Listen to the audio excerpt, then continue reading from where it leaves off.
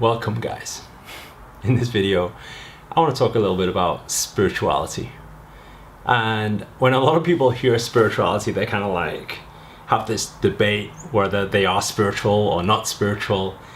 And personally, I believe that there's no such thing whether you're spiritual or not spiritual, because I'm not referring to a religion here. I'm not even referring to a belief here.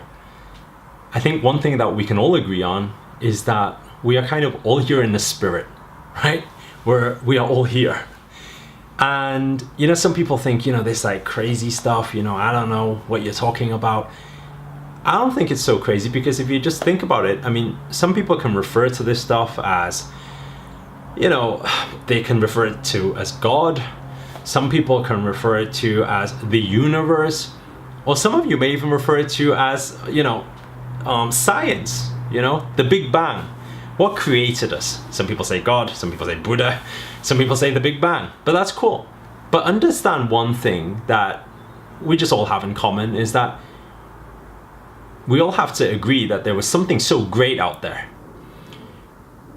Whatever you call it, even if you call it the Big Bang, that created you, me, and everything around us. And if we know that there's something so powerful out there, and it could be called science, and if there's something so powerful out there, isn't that a fascination? Isn't it so amazing to actually know more about why are we all here? What are we doing here? And becoming more and more aware of what every action in our life has created, what type of result it's created. Because at the end of the day, we just want to be happy. We just want to live a fulfilling life. We want to have, made a difference to some people's lives, right? Being able to have been contributed to people's lives. And so I believe spirituality is purely just a journey of understanding yourself. A journey of raising your awareness, right? I'm not talking about anything crazy like frequencies or vibrations or anything. Let's just talk in very simple terms right now. It's just about understanding yourself and understanding things around you. And understanding that everything around you is just purely a reflection of yourself. Think about that for a second. There's no such thing as an action without a reaction. Everything that happens to you does not happen to you if you didn't do something to make it happen to you, or if somebody else didn't do something to make it happen to you. And also another thing is that everything starts from a thought. Think about that. Right now, you're not watching this video by accident. Accidents don't happen. It's because you thought about watching this video. It's about you thought about coming into this membership site. You thought to leave your email address, right? You thought to take action.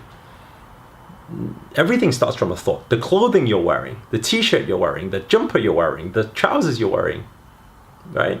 It all came from a thought. Or even if you're not wearing anything, that all came from a thought. You thought not to wear anything today, right? Everything that is created all started off from a thought. Now, what I've found over the years is that you have two types of people out there, really.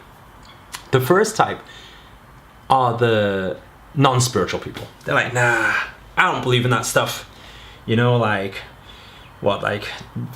yoga and meditation and, we're all one and vibrations and stuff, that's all crazy.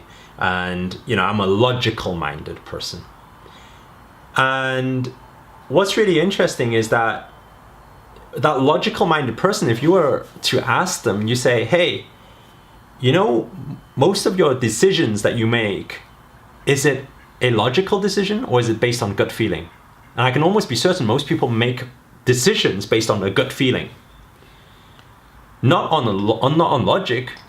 And then you ask that logical person to explain to you, where does your gut feeling come from? Ask them to explain that. Because that gut feeling is not logical. You just sometimes, and some of you may be able to relate to this, is that sometimes you're doing something, you need to meet this person, you don't know why, there's no reason behind it, but you just got this feeling. You got this feeling that it's right. So ask them, where's that feeling come from? Right? Because I do believe that there's something far, far greater than you, me, and what we see. And so this whole journey is really about just shifting that awareness. How can you be more aware? Because once you have awareness, you have choices. Understand that for a second. You think you have choices in life. You think you make those decisions based on, all your choices you have. Most people don't have choices because most people don't know what they don't know. We only know this much in life, right? There's this model that Landmark used saying that we know this much. This much is the things that we know that we don't know, and the rest of it is the things that we just totally unaware of. Never heard of it before, didn't even know that this thing existed. And so it's just about that shift of awareness. And what's really interesting is that the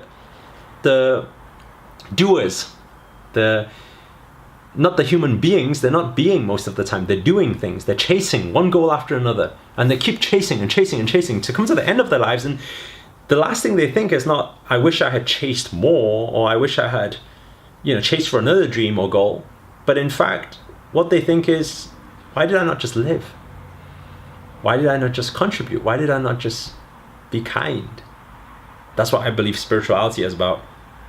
And so what's interesting is on the other side of the spectrum, you don't have the doers, not the action takers, not the human doers, more, or the human doings, more the beings, more the spiritual people, the people who go out every day meditating, oneness with everything, take their socks and shoes off, stand on the grass and vibrate at a higher frequency.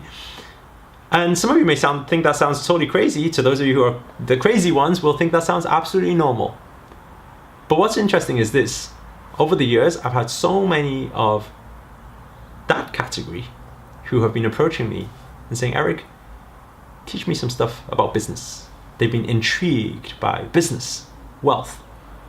And whenever I ask why, it's because the last time I checked, everybody who's on that journey, even when they have that oneness with trees and everything around them, there's this thing where they still need to pay the bills.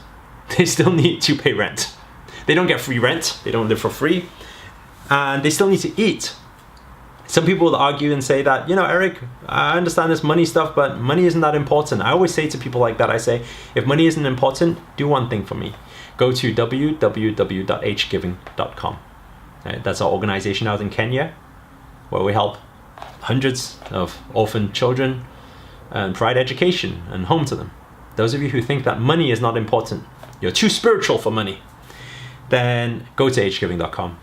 Take your cards, swipe it all, get rid of all your money, give it to the kids out there, because I can guarantee you one thing, that the kids out there, if you don't value money, they definitely value money, because money is the reason that they are alive right now.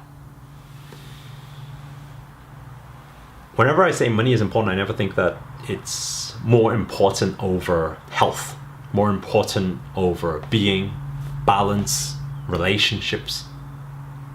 But I've came to that place to understand that in this world, without money, it can create a lot of problems. So the question is this. The question is, how can we do and work in a certain way where we can still achieve results, where we can still build our wealth profile, but without sacrificing that spiritual balance?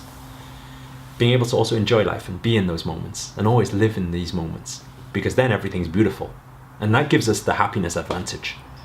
And so one thing I always say to people is that the people who are out there flowing, if you just think about flow, yeah, I'll just flow with it, then maybe think again, because understand one thing, flow doesn't just work like that, because you only flow with what you know. You only flow with what you know, right? Think about it this way. Those of you who know how to play the piano, for example, and I give you a piano right now, I say, flow. You'll be able to play a beautiful piece. If I go to somebody who doesn't know how to play the piano, I say, just flow, it'll be okay. Just believe, trust, and flow. They won't be able to do anything on that piano. In the same way, today, which I call modern day spirituality, you need to understand how to flow in today's world. Some people would argue and say that, Buddha never did all this stuff. Buddha never, built businesses and stuff. I want to live like Buddha. Buddha just sat under a tree every single day. That's because at that time, he only had a tree to sit under. I'm sure if there was a PlayStation around, he might have been playing on PlayStation, right? And let me tell you something. I believe, I really do believe this, is that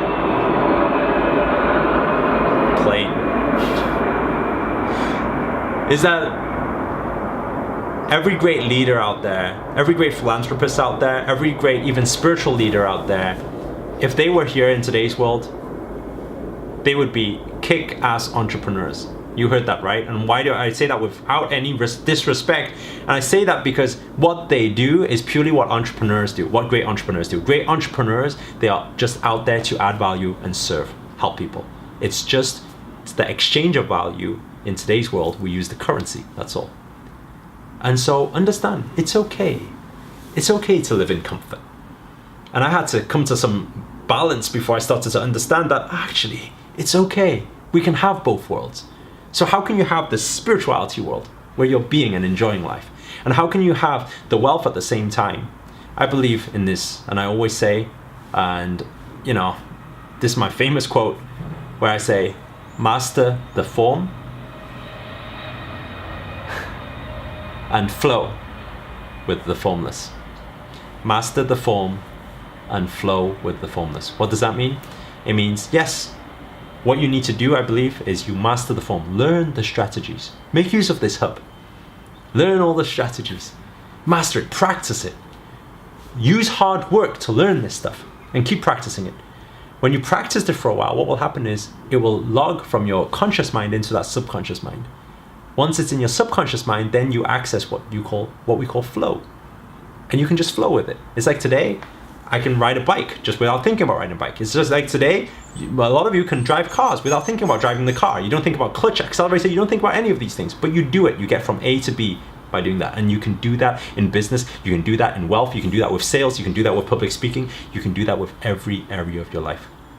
Master the form and flow with the formless, my friends.